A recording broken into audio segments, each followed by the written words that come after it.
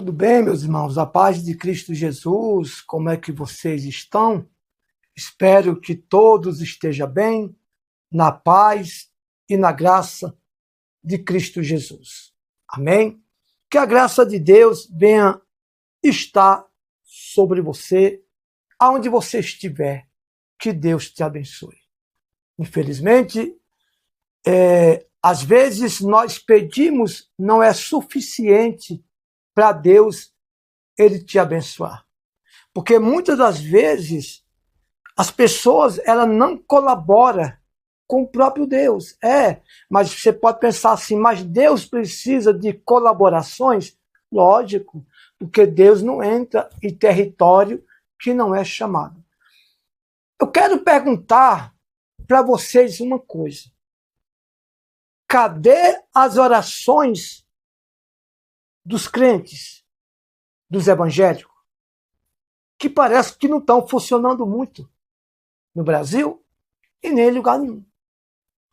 Aí você pode dizer assim, mas o senhor não é um pregador do evangelho e pergunta isso?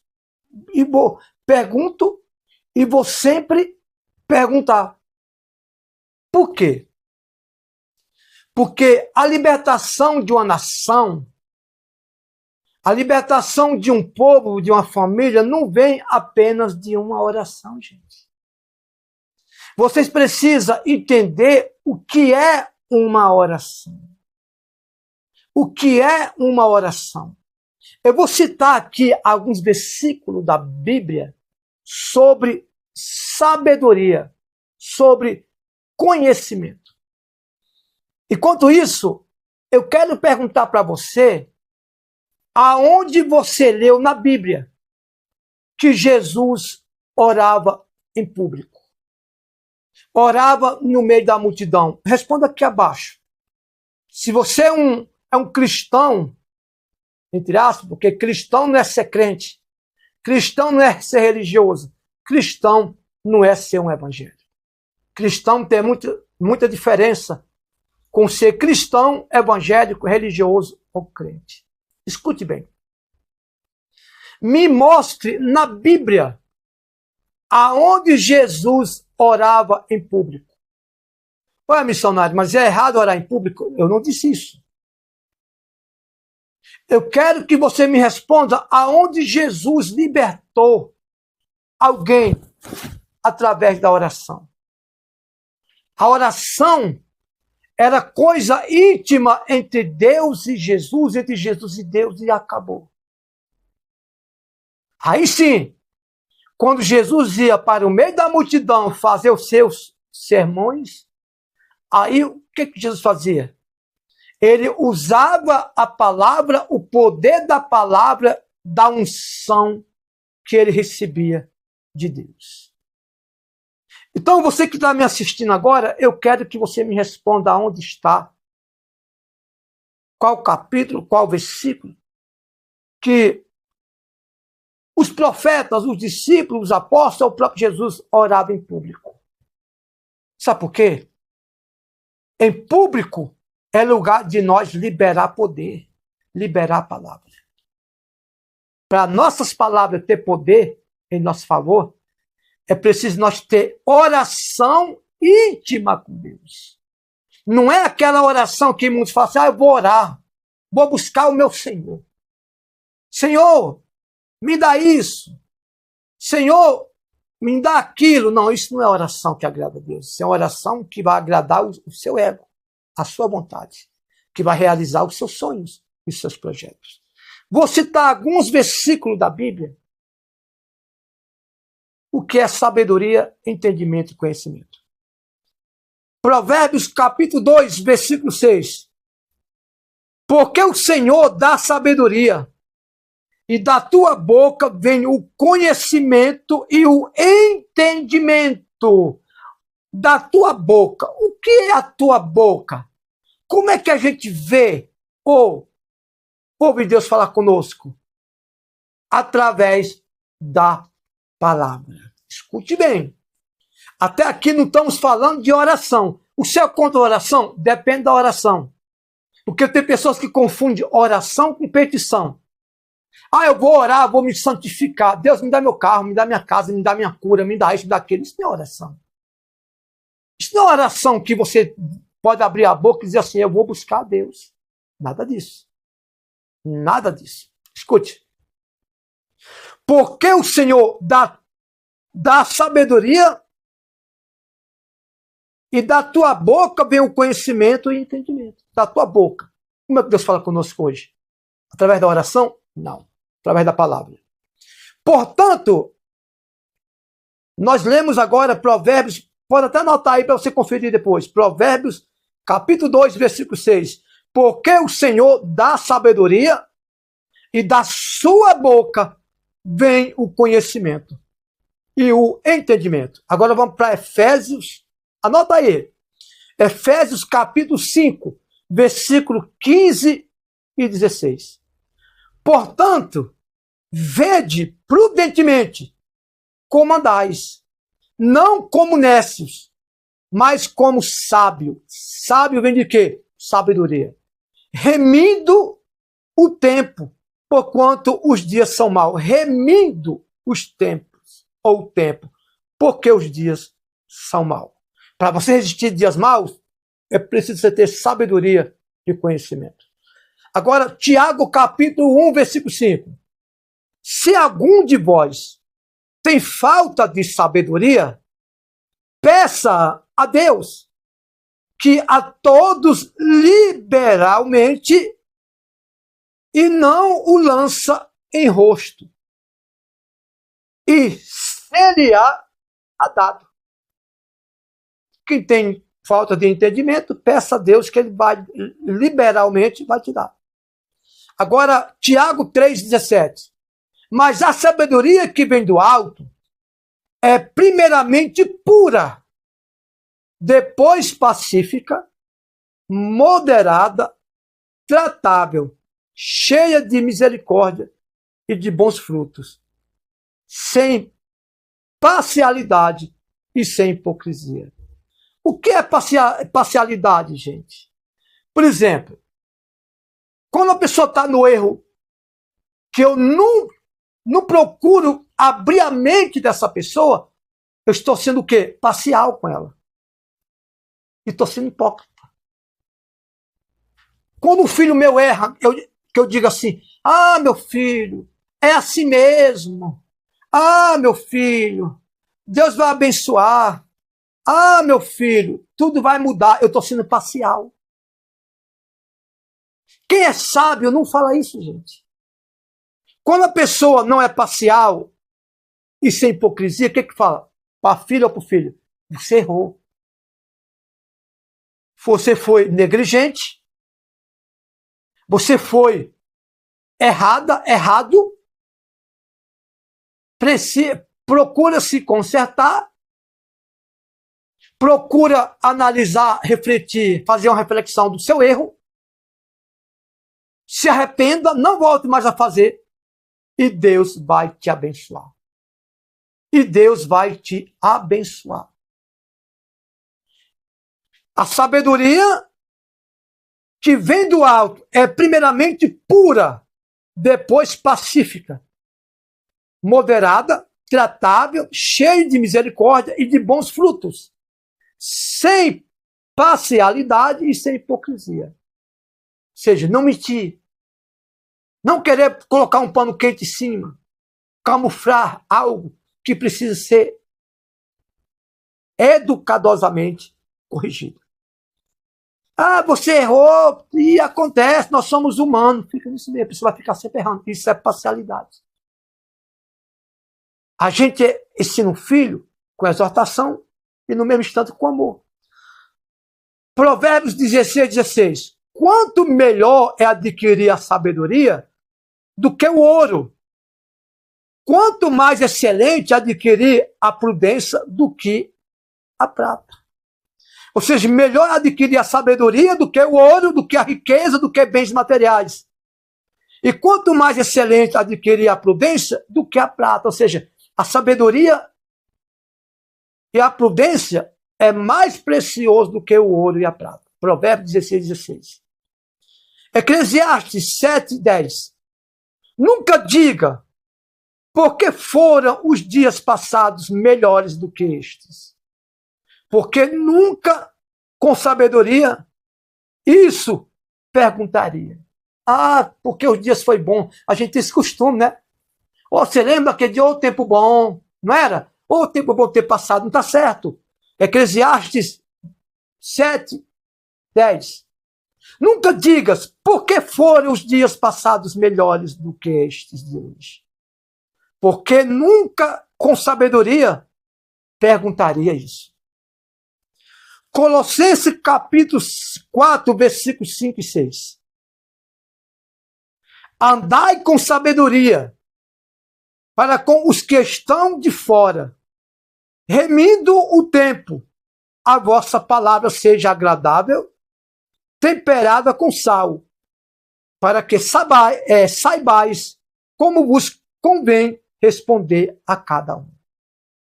Ou seja, Colossenses 4, versículos 5 e 6. Precisamos ter sabedoria para responder às pessoas da maneira correta. Agradável. Às vezes é uma palavra de exortação, mas vai ser agradável. Provérbios 13, versículo 10. Da soberba só provém a contenda. Da soberba, do orgulho, avareza, prepotência, ganância. Só provém o quê? A soberba. Ou seja, melhor, Provérbios, porque é muitos versículos, irmãos, eu tenho que estar passando por um, né? Provérbios 13, 10. Da soberba só provém contendas, mas com os que aconselha se acha sabedoria. Provérbios 19, 18. O que adquire entendimento, ama sua alma. Viu? Aqui não está falando de uma oração ou de uma petição. Até porque você que me assiste agora, você confunde oração com petição. E às vezes você acha que o Brasil é um país de oração, mas não é. É um país de petição para a vida pessoal e acabou. Provérbios 19, 8. O que adquire entendimento, ama a sua alma. E o que conserva a inteligência, achará o bem. Ou seja, entendimento, inteligência e conhecimento, gente. Sem isso, o homem não é liberto. Eu não sou liberto, você não é liberta. Provérbios 19, 8. 1 Coríntios 3, 18. Ninguém se engane a si mesmo. Se alguém dentre vós se tem por sábio neste mundo, faça-se louco para ser sábio. Ou seja, tem coisa que a gente tem que falar que para as pessoas nós somos loucos. Né? Por exemplo, quando eu falo que a oração não é o principal, muitas pessoas me ignoram. A oração é uma coisa, até que é a oração, porque Jesus sempre ele orava. Mas se você for olhar a oração de Jesus para a oração de hoje, é diferente. Jesus olhava para a sua vida espiritual, orava. Aliás, a oração é um namoro entre nós e Cristo, entre nós e Deus. O que é oração? Oração não é simples uma petição, gente. Oração é algo que eu peço a Deus. Deus, eu te amo. Deus, me perdoa. Lava meu coração. Eu quero diminuir para que o Senhor cresça. Eu preciso do Senhor. Aí, às vezes, você é uma pessoa que tem dinheiro. Você fala assim, meu Deus, o meu dinheiro para mim não é nada. O meu dinheiro sem o Senhor não é nada. Isso não é nada. Isso é a pessoa depender de Deus. Isso não é apenas eu chegar até a Deus e pedir um carro, pedir uma casa, pedir uma moto, ser promovido, promovida, pedir coisas pessoal para Deus. O que você pede pessoalmente para Deus, isso não é uma oração. Isso é uma petição que não vai fazer você amigo de Deus. Não vai salvar você. Vai apenas realizar seus sonhos e projetos, mas isso não é uma oração que enche você da presença de Deus. Quando você pede pelo seu filho, pela sua filha, pelo seu marido, pela sua esposa, isso não é uma oração que vai te santificar. Você tem que pedir? Tem, porque Deus tem para dar. Mas eu não posso confundir isso com uma oração uma oração íntima entre eu e Deus. Então o Brasil não é um país de oração. O Brasil é um país de petição. Pede mais coisas pessoal do que espiritual. E você sabe disso. 1 Coríntios 3,18. Ninguém se engana a si mesmo. Se alguém dentre vós tem por sábio nesse mundo, faça-se louco para ser sábio. Provérbios 13:3. O que guarda a sua boca conserva a sua alma, mas o que muito abre os lábios tem perturbação. Provérbios 13:3. Tiago 3:13. Quem dentre vós é sábio e inteligente, mostre pelo seu bom trato as suas obras em mansidão e sabedoria. Né? Dentre vós é sábio e inteligente, mostre pelo seu bom trato as suas obras em mansidão e sabedoria. Tiago 3:13. Salmos 90, versículo 12. Ensina-nos a contar os nossos dias, de tal maneira que alcancemos coração sábio, gente. Tem muitos crentes que exageram nas suas pregações, nos seus louvores, nas suas manifestações do Espírito Santo em suas vidas. Isso é falta de sabedoria. Exagero é falta de sabedoria, seja em qualquer área. Ensina-nos a contar os nossos dias de tal maneira que alcancemos coração sábio. Mateus capítulo 7, versículo 24. Todo aquele, pois, que escuta estas minhas palavras e as pratica, assemelha-lo-ei ao homem prudente que edificou a sua casa sobre a rocha. Ou seja, todo aquele que escuta estas palavras e as pratica, assemelhá-lo-ei ao homem inteligente, sábio, que edificou a sua casa sobre a rocha. Mateus 7, 24. Provérbios 11:2. O temor do Senhor é a instrução da sabedoria, e diante da honra vai a humildade. O temor do Senhor é a instrução da sabedoria, e diante da honra vai a humildade. Provérbios 15, 33. Aliás, volta para o Provérbios 11:2. Vindo a sabedoria, virá também a afronta, mas com os humildes está a sabedoria. Vindo a soberba, virá também a afronta, mas com os humildes está a sabedoria. Provérbios 11:2. Não vou ler tudo, que é muito, gente. Provérbios 8:35. Porque o que me acha, achará a vida e alcançará o favor do Senhor. Provérbios 8:35. Isaías 55:8. Porque os meus pensamentos não são os vossos pensamentos, nem os vossos caminhos, os meus caminhos, diz o Senhor. Isaías 55:8. Provérbios 18:2. Não toma prazer o tolo no entendimento, senão em que se descubra o seu coração. Então, o tolo, ele não gosta de ser ensinado, ele não gosta que você passe sabedoria para ele. Provérbios 18:2. Efésios 1:17. Para que o Deus de nosso Senhor Jesus Cristo, o Pai da glória, vos dê em seu conhecimento espírito de sabedoria e de revelação. Escuta, sabedoria e revelação não é aquilo que você vê por aí não, gente. Sabedoria e revelação é como você revela a palavra de Deus para quem está nos assistindo ou nos ouvindo.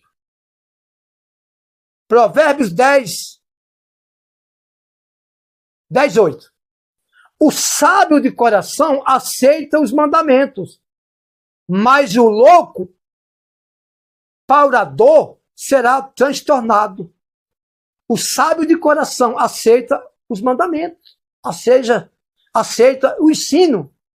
Mas o louco, paurador, será transtornado. Provérbios 10, 8. Provérbios 4, 7. A sabedoria é a coisa principal. Adquire, pois, a sabedoria.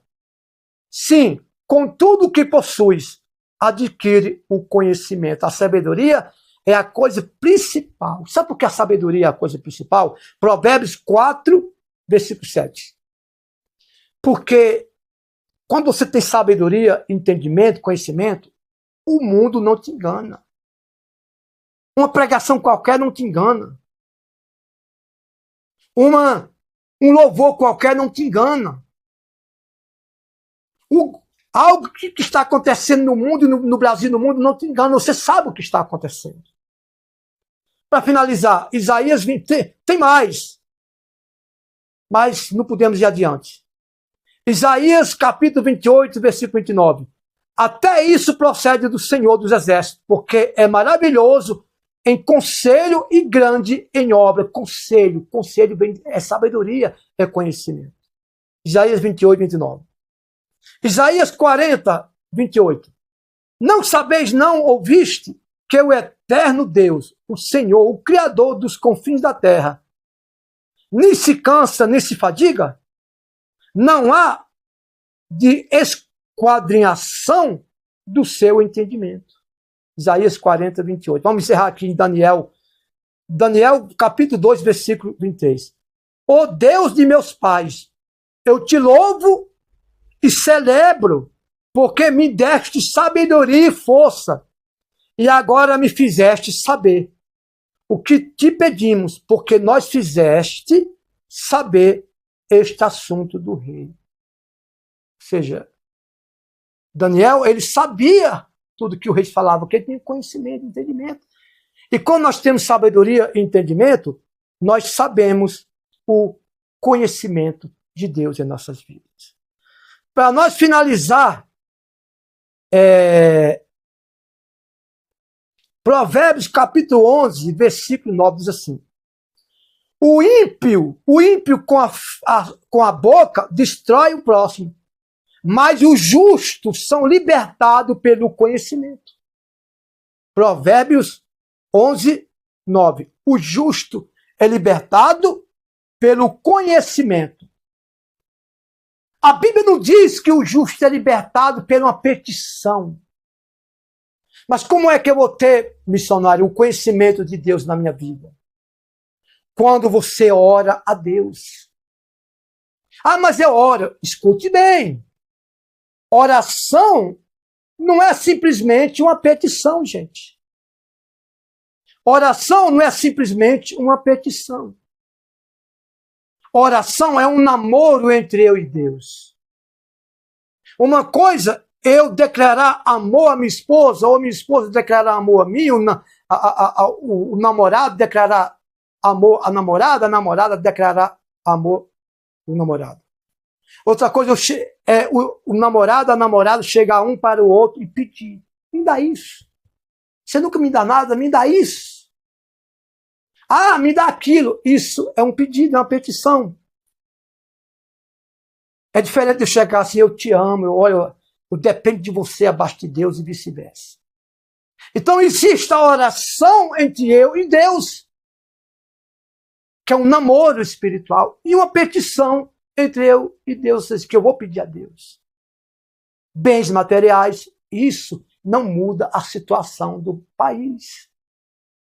2 Crônica, capítulo 7, versículo 14. Se o meu povo que se chama pelo meu nome orar a mim, se humilhar a mim, confessar seus pecados, largar seus caminhos tortuosos, lá do céu eu ouvirei, perdoarei seus pecados e depois curarei, sararei a sua terra. Ou seja, só cura quem está doente, só sara quem está enfermo. Rio Grande do Sul? Por que está acontecendo isso no Rio Grande do Sul? Ah, vamos orar pelo Rio Grande do Sul. Não! Rio Grande do Sul não precisa de oração nesse momento. Rio Grande do Sul precisa de instrução, de orientação para o povo sair do pecado, da avareza, da ganância, da soberba, do materialismo. É isso que está precisando o Rio Grande do Sul. Primeiro vem o arrependimento, confessar seus pecados. Primeiro vem abandonar seus caminhos tortuosos. Depois vem o perdão. Depois do perdão vem a cura. O Brasil está doente, o Rio Grande do Sul está doente, mas não vai ser curado se não tiver um arrependimento, uma renúncia, uma confessação, confessar os seus pecados. Essa é a verdade. E foi a maior enchente que aconteceu, talvez no Brasil. Aliás, que eu sei, no Rio Grande do Sul foi a maior até agora. E vai vir coisas piores se não tiver um arrependimento. Segunda Crônica 7,14, o povo tem que se arrepender dos pecados, confessar, abandonar seus caminhos, para que lá do céu Deus ouça e perdoe os pecados, depois venha curar a doença. Cessar essa tempestade. Deus abençoe. A paz de Cristo Jesus.